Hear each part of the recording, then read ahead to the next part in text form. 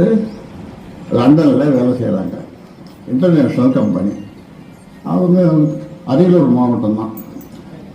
அவங்க பிரிட்டிஷ் ஏர்வேல இறங்கி நேராக இங்கே வந்தாங்க. வந்து காலில் விழுந்துட்டு, ஐயா அவன் சொன்னான், நான் 10 லட்சம் வாங்குறேன், என் பொண்டாட்டி 8 லட்சம் வாங்குறாங்க, இன்டர்நேஷ்னல் கம்பெனி லண்டனில் இருக்கிற வேலை செய்கிறோம்னா, இதெல்லாம் ஊழல் தான்னா. எனக்கு ஒன்றும் புரியல. இன்டர்நேஷ்னல் நான் கேட்டேன், இன்டர்நேஷ்னல் கம்பெனிலாம் கூட இந்த ரெசல்யூஷன் இருக்குதா? இல்லைங்க ஐயா, நீங்கள் வாங்கி கொடுத்த எம்பிசியில் தான் இது கிடைச்சதுன்னா.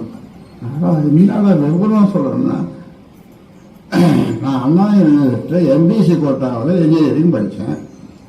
நல்ல மார்க் வாங்கிச்சு. நான் அப்ளை பண்ணேன். எங்கள் 2 பேரும் செலக்ட் பண்ணிட்டாங்க. அந்த இன்டர்நேஷ்னல் கம்பெனி இவ்வளோ சம்பளம் வாங்குறோம் அப்படின்னு. கடைசியில் ஒன்று சொன்னாங்க, கேள்வி எழுந்து பேர் அவன் சொன்னான், கடவுள் நம்பிக்கையில் கோயிலுக்கு போனது கிடையாது. நான் ராஜ்குமார் சொன்னான், கடவுள் நம்பிக்கையில் கோயிலுக்கும் போனதில்லை.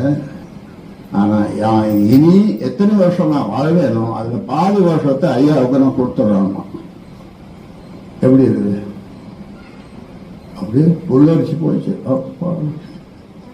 அப்புறம் ஒரு வாழ்த்தை சொல்லி போங்க, ஊருக்கு போங்க, அரியலூர் போங்கன்னு சொல்லி எல்லாம் இருக்கிறாங்க. லட்சக்கணக்கில் கோடிக்கணக்கில் இருக்கிறாங்க. ஒரு 100 பேர் இல்லை, லட்சக்கணக்கில் கோடிக்கணக்கில் இருக்கிறாங்க.